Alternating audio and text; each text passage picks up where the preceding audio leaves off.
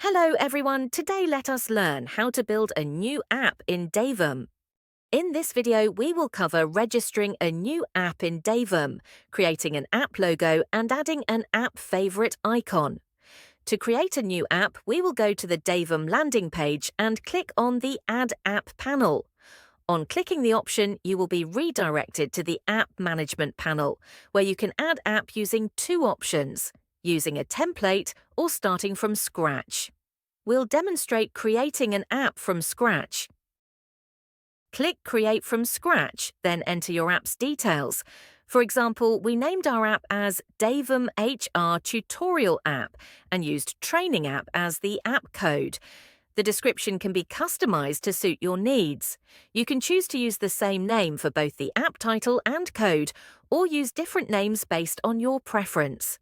In this scenario, we are showcasing the Devum HR Tutorial app as an example, focusing on its HR-related functionalities and features.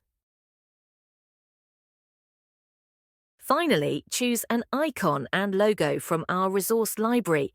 When you click Upload Logo, you'll access the library, which contains pre-built images and allows you to upload your own images.